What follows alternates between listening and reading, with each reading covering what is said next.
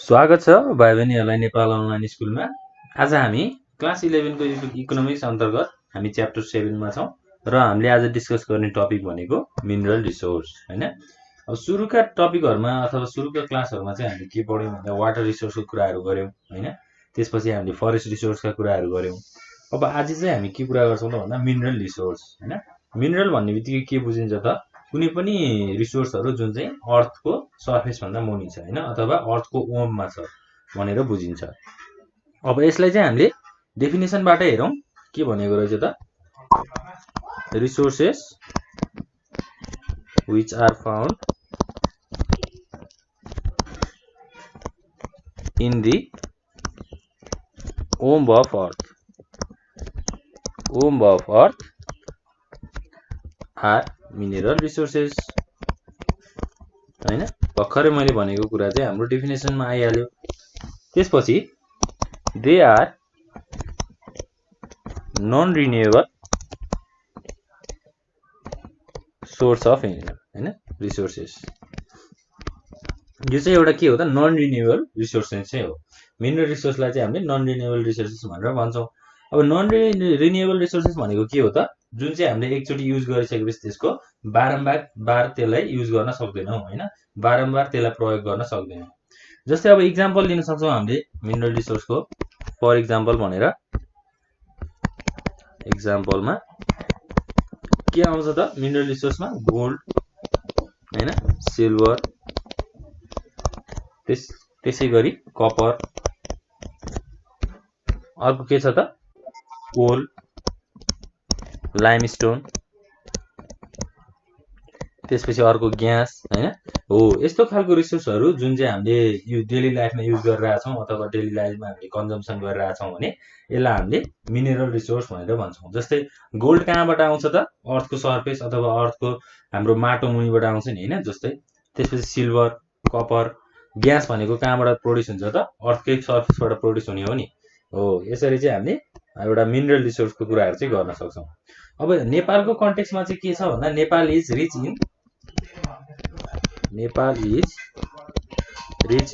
Mineral resources. Mineral रिसोर्समा चाहिँ के छ त नेपाल एकदमै धनी छ हैन। नेपालमा चाहिँ अब यो गोल्ड, सिल्भर, कपर यस्तो खालको प्रोडक्टहरु चाहिँ प्रशस्त रूपमा पाइन्छन्। जस्तै अब मिनरल इन्डस्ट्री चाहिँ हाम्रो जस्तै किरात पिरियडमा, लिच्छवी पिरियडमा अथवा मल्ल पिरियडमा चाहिँ हाम्रो मिनरल इन्डस्ट्रीहरु चाहिँ थियो हैन। मिनरल इन्डस्ट्रीले चाहिँ कपर, आइरनहरु चाहिँ प्रोड्युस गर्थ्यो। तर अहिलेको हाम्रो यो समयमा चाहिँ किन यस्तो कुराहरु छैन भने due to economic, technical and geographical reasons हैन। जस्तै हामीले एउटा पोइन्टमा चाहिँ के लेख्न सक्छौं भन्दा different mineral industries were there in Kirat हैन, त्यसपछि लिच्छवी,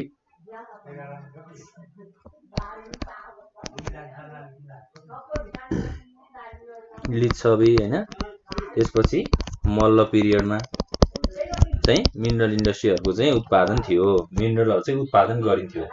अब अहिलेको समयमा चाहिँ मिनरल इन्डस्ट्री हाम्रो छैन हैन। अहिले चाहिँ अब हामीले बाहिरबाट एक्सपोर्ट गरेर अथवा केही गरेर हामीले डेली लाइफमा कन्जम्सन गरिरहेको छौं। अब यो सबै नहुनुको कारण चाहिँ हैन इकोनोमिकलको रिजन हैन, त्यसपछि टेक्निकल रिजन अथवा जियोग्राफिकल रिजनले चाहिँ सबै भएको छ। ल अब हामीले कुरा गर्यौं इम्पोर्टेन्स अफ मिनरल रिसोर्सको कुरा गरौं। Importance of mineral resource. अब मिनरल रिसोर्सको महत्वहरु चाहिँ के छन् त हैन। यसले चाहिँ हामीलाई के गर्नको लागि हेल्प गर्छ त्यो पनि हेरौं। फर्स्टमा छ मोडर्नाइजेसन इन एग्रिकल्चर। एग्रिकल्चरमा चाहिँ मिनरल रिसोर्सले चाहिँ के गर्न सक्छ त मोडर्नाइजेसन ल्याउन सक्छ हैन। जस्तै अब के भन्न सकिन्छ त हामीले एग्रिकल्चरमा के चाहिन्छ त हामीलाई मोडर्न इक्विपमेन्ट अथवा मोडर्नाइजेसनमा चाहिँ जस्तै मेसिन, टुल्सहरु चाहिन्छ नि हैन। खेती गर्नको लागि सामानहरु चाहियो। यो सामानहरु चाहिँ केले प्रोभाइड गर्छ त एउटा मिनरल्स हैन। All these items may be made available only through the use of minerals. अब मिनरल्सको थ्रुबाट नै हामीले त्यो सामान टुल्सहरू बनाउने हो।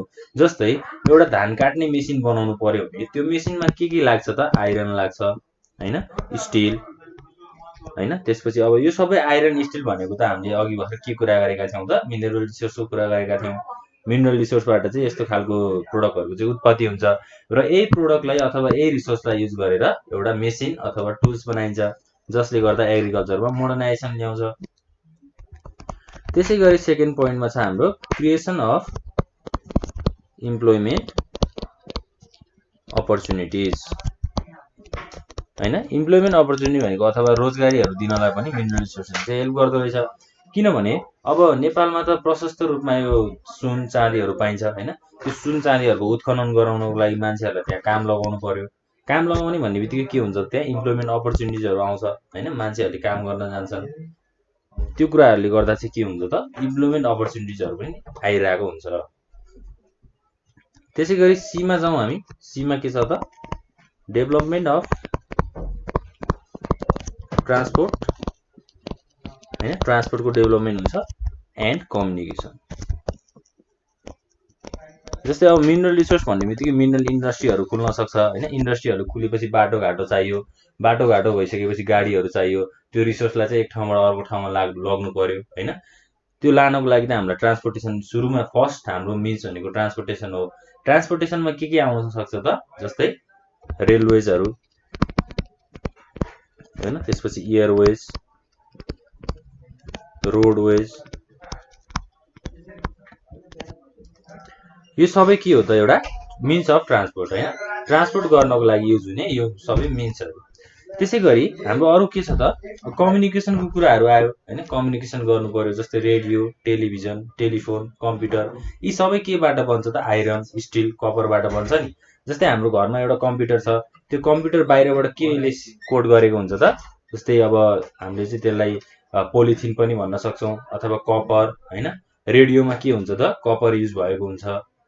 यो कुराहरू सबै हामीलाई मिनरल रिसोर्सले दिन्छ। कम्युनिकेसनको रूपमा चाहिँ हामीले यहाँ के लेख्न सक्छौँ त? जस्तै स्टिल, आइरन र के हुन्छ त अर्को? कपर। कम्युनिकेसनमा चाहिँ हाम्रो यो प्रोडक्ट्सहरू आउँछ। अनि ट्रान्सपोर्टमा चाहिँ फेरि के आउँछ त? हाम्रो रेलवेज, एयरवेज, रोडवेज, यस्ता खालका कुराहरू चाहिँ आउँछ। ल त्यसै गरी अब डीमा जाउँ। डीमा के छ त? Sources of energy. इनर्जीको सोर्सलाई पनि हामीले नेचुरल रिसोर्सबाट चाहिँ लिन सक्छौँ। जस्तै अब मिनरल रिसोर्सले के गर्छ त? ग्यासहरू दिन्छ, पेट्रोल दिन्छ, डिजेल दिन्छ हैन। त्यसपछि केरोसिन भनेको अब हाम्रो मट्टितेलहरू हैन। यस्ता खालको रिसोर्सहरू सबै कहाँबाट पाइन्छ त? मिनरल रिसोर्सबाट पाइन्छ। ओइलको कुराहरू हैन, जस्तै हामीले घरमा खाने त्यो हामी तेल हैन, त्यो तेल कहाँबाट आउँछ त? सबै मिनरल रिसोर्सबाट आउँछ हैन। यस्तो खालका रिसोर्सहरूले चाहिँ नयाँ नयाँ प्रोडक्टहरू बनाउनलाई हेल्प गर्छ। जस्तै अब ग्यास भनेको हामीले डेली लाइफमा सधैँ ग्यासमा खाना पकाएर खान्छौँ हैन। पेट्रोल भनेको हामीले बाइकमा आफ्नो गाडीमा पेट्रोल हालेर चलाउनु पर्यो। त्यसपछि डिजेल भनेको हामी हिँड्ने लोकल गाडीहरू हुन्छ, त्यसमा सबै डिजेल युज हुन्छ। त्यसपछि ओइल भनेको हामीले खाने ओइल भइहाल्यो हो। यो सबै एउटा सोर्सेस अफ इनर्जीको रूपमा पनि हामीले लिन सक्छौँ। त्यसै गरी development of industrial sector. Industrial sector हैन, इन्डस्ट्रीको पनि डेभलपमेन्ट हुन्छ। अब के हुन्छ भन्दा एउटा कन्ट्रीमा अथवा एउटा इन्डस्ट्रीमा चाहिँ मेसिन टुल्सहरू चाहिन्छ हैन। त्यसपछि अब कन्स्ट्रक्सन मेटेरियल्सहरू चाहिन्छ। यसको लागि पनि मिनरल रिसोर्सले चाहिँ हेल्प गर्ने भयो एक तरिकाबाट हैन। डेभलपमेन्ट अफ इन्डस्ट्रियल सेक्टर, इन्डस्ट्रीहरू डेभलप गर्न अथवा इस्टाब्लिस गर्नलाई पनि यसले हेल्प गर्छ। त्यसै गरी अर्को के छ त? इन्क्रिज इन नेसनल इन्कम हैन। अब हामीले सबै कुराहरू प्रोडक्सन गर्छौँ भनिसकेका छौँ। त्यो प्रोडक्सन गरेपछि त्यसलाई बेच्नु पर्यो हैन। बेचेपछि के हुन्छ त? आम्दानी हुन्छ, इन्कम हुन्छ र हाम्रो राष्ट्रिय इन्कम अथवा हाम्रो कन्ट्रीको नेपालको इन्कम पनि बढ्छ। जस्तै अब हामीले आइरन, जिन्क, कोल, पेट्रोलियम प्रोडक्ट्सलाई के गर्न सक्छौँ त? एक्सपोर्ट गर्न सक्छौँ नि हैन। अरू कन्ट्रिजहरूमा चाहिँ बेच्न सक्छौँ। त्यो बेच्ने प्रोसेसलाई चाहिँ हामीले के गर्न सक्छौँ त? एउटा नेसनल इन्कमको रूपमा हेर्न सक्छौँ र नेसनल इन्कम बढ्छ पनि, आम्दानी बढ्छ पनि। त्यसै गरी अर्को sources of earning foreign currency earn गर्नको लागि पनि हेल्प गर्छ। किनभने अब हामीले आफ्नो रिसोर्सहरूलाई बाहिर कन्ट्रीमा बेच्यौँ भने बाहिर कन्ट्रीको पैसा त नेपालमा आउने भयो नि त। जस्तै हामीले अमेरिकामा कुनै सामानहरू बेच्यौँ भने त्यो डलर त हाम्रो नेपालमा आयो नि त, होइन? फरेन करेन्सी अर्न गर्नलाई पनि यसले चाहिँ एकदमै हेल्प गर्छ। ल, यसरी चाहिँ हामीले यो पोइन्टहरूको कुराहरूको डिस्क्राइब गऱ्यौँ, होइन? अब यो एकदमै इम्पोर्टेन्ट छ, हामीलाई इक्जाममा सोध्न पनि सक्छ। यो कुराहरू चाहिँ एकदम नोट गरेर राख्नु होला। इम्पोर्टेन्स अफ हाम्रो मिनरल रिसोर्समा हामीलाई धेरै पनि थाहा पाउनु पर्दैन, हाम्रो 4-5वटा पोइन्टहरू हामीलाई थाहा भयो भने इक्जाममा सजिलो हुन्छ। ल, अब हाम्रो इम्पोर्टेन्सको कुराहरू हामीले गरेका छौँ, होइन? त्यसै गरी हामी अब प्रब्लम्सको कुराहरू पनि गर्छौँ। Problems of development of mineral resources, होइन? अब मिनरल रिसोर्स डेभलप गर्नको लागि के प्रब्लम्सहरू छ नेपालमा, होइन?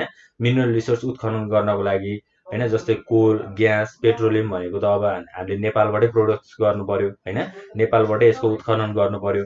अब त्यो कुराहरू गर्नको लागि चाहिँ के च्यालेन्जेसहरू छ त, होइन? प्रब्लम्सहरू चाहिँ के छ, के कुराले रोकिरहेको छ भन्ने कुराहरू हामी डिस्कस गर्छौँ। फर्स्टमा छ ल्याक अफ सफिसियन्ट क्यापिटल, होइन? सफिसियन्ट क्यापिटल लगानी भएन भने पनि हामीले डेभलपमेन्ट चाहिँ गर्न सक्दैनौँ। जस्तै अब मिनरल प्रोडक्ट्स निकाल्नको लागि त हामीले त्यसमा लाग्ने मेसिन टुल्सहरू लगाउनु पर्यो। त्यो टुल्सहरू लगाउनको लागि पैसा चाहिन्छ, होइन? त्यो पैसा कहाँबाट ल्याउने? एउटा सामान्य व्यक्ति अथवा साधारण व्यक्तिले चाहिँ त्यो गर्न सक्दैन। के छ त, लगानीको चाहिँ हामीलाई एकदमै ल्याक छ। लगानीको चाहिँ हामीसँग धेरै लगानीहरू छैन, पैसाहरू धेरै छैन भनेर चाहिँ हामीले यसको प्रब्लम्सहरू चाहिँ निकाल्न सक्छौँ। त्यसै गरी सेकेन्डमा हाम्रो पोइन्ट के छ भन्दा ल्याक अफ एडभान्स टेक्नोलोजी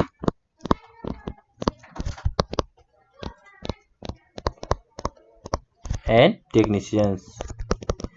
अब, होइन, मिनरल रिसोर्स निकाल्नको लागि हामीलाई के चाहिन्छ त, एडभान्स टेक्नोलोजीहरू चाहिन्छ, होइन? जस्तै अब त्यो जमिन मुनि हुन्छ नि त, होइन? जमिन मुनिबाट उत्खनन गर्नु पर्यो, त्यसको लागि एडभान्स टेक्नोलोजीहरू चाहियो, नयाँ मेसिन टुल्सहरू चाहियो। त्यसपछि के हुन्छ त, अर्को टेक्निसियन्सहरू चाहियो। टेक्निसियन्स भनेको को हो त, त्यो मेसिन्स अपरेट गर्ने, होइन? जस्तै हामीले देख्न गर्छौँ डोजरहरू चलाउनको लागि चाहिँ त्यहाँ डोजर अपरेटरहरू हुन्छ, होइन? जस्तो कुनै पनि एउटा मेसिन चलाउनको लागि चाहिँ त्यो मेसिन चलाउन जानेको अथवा त्यो मेसिन कसरी चलाइन्छ भनेर एउटा टेक्निसियन्सहरू पनि हामीलाई चाहिन्छ। त्यो कुराहरूको चाहिँ हामीसँग के छ त, ल्याक छ, होइन? त्यो एउटा मेजर प्रब्लम चाहिँ मिनरल रिसोर्सको डेभलपमेन्टको लागि हामीले लिने गर्छौँ। त्यसै गरी अर्को के छ भन्दा ल्याक अफ ट्रान्सपोर्ट, होइन? ट्रान्सपोर्टेसन फेसिलिटिजहरू चाहिँ सबै नेपालको, अब नेपालमा त कस्तो जियोग्राफिक छ भन्दा, होइन? कहिले कतै चाहिँ पहाड छ, कतै सम्मत ठाउँ छ, होइन? अब नेपालमा चाहिँ ट्रान्सपोर्टेसन फेसिलिटिजहरू पनि एकदमै कम छ, होइन? सबै ठाउँमा गाडीहरू पुग्दैन। त्यस्तो हुनाले पनि के हुन्छ त, हाम्रो मिनरल रिसोर्सहरू चाहिँ हामीले राम्रोसँग उत्खनन गर्न सक्दैनौँ, त्यसको डेभलपमेन्टहरू गर्न सक्दैनौँ। त्यसै गरी अर्को के छ भन्दा ल्याक अफ रिसोर्स, होइन? अब रिसर्च किन चाहिन्छ त भन्दा, जस्तै कुनै पनि ठाउँमा मिनरल रिसोर्सहरू उत्खनन गर्नको लागि त्यो ठाउँको पहिला जियोग्राफीहरू थाहा पाउनु पर्यो, होइन? त्यसमा कस्तो खालको म्यान पावरहरू लाग्छ, त्यसपछि अब कति क्वालिटीको सामानहरू निस्किने हो, त्यसपछि कति क्वान्टिटीमा, होइन? कति अमाउन्टमा त्यो गुड्सहरू प्रोडक्ट्सहरू निस्किन्छ, त्यसको चाहिँ हामीसँग प्रोपर रिसर्चहरू छैन। रिसर्च नभइसकेपछि के हुन्छ त, हामीले मिनरल रिसोर्सहरू चाहिँ डेभलपमेन्ट गर्न सक्दैनौँ। त्यसै गरी अर्को के छ त, ल्याक अफ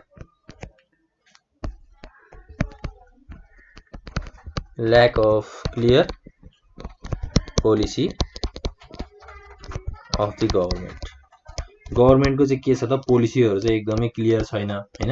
अनक्लियर छ। गभर्मेन्टले कस्तो खालको रुल्सहरू डेभलप गरेको छ त्यो कुराहरू राम्रोसँग थाहा छैन। यस्तो खालको अवस्थाले पनि के ल्याउँछ त, हाम्रो problems of development of mineral resources, होइन? मिनरल रिसोर्सको प्रब्लमहरू पनि यसले निम्त्याउँछ।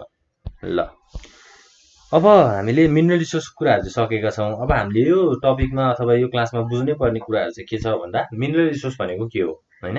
मिनरल एन्ड रिसोर्सको एउटा डेफिनेसन थाहा पाउनु पर्यो। त्यसपछि यसका इक्जाम्पल्सहरू यही नै छन्, यो कुराहरू पनि हामीले थाहा पाउनु पर्यो। र अब हाम्रो इम्पोर्टेन्स अफ मिनरल रिसोर्समा हामीले यो पोइन्ट्सहरूलाई चाहिँ एकदमै ध्यान दिनुपर्छ। यसलाई हामीले नोट गरेर राख्दा पनि हुन्छ। त्यसै गरी problems of development of mineral resource, यो चाहिँ हाम्रो सर्ट क्वेसनमा सोध्न सक्छ अथवा भेरी सर्टमा हैन हामीलाई 2-3 लाइनको एन्सरहरू सोध्न सक्छ। यसरी चाहिँ हामीले पोइन्ट वाइज लेखेर यसलाई डिस्क्राइब गर्दा चाहिँ धेरै नै सजिलो हुन्छ र हामीलाई एक्जाममा मार्क्सहरू पनि राम्रोसँग आउने गर्छ। यति भन्दै आजको क्लास यहीँ इन हुन्छ। अब यसै गरी राम्रोसँग पढ्नु होला घरमा। यति भन्दै आजको क्लासलाई म यहीँ इन गर्छु। Thank you.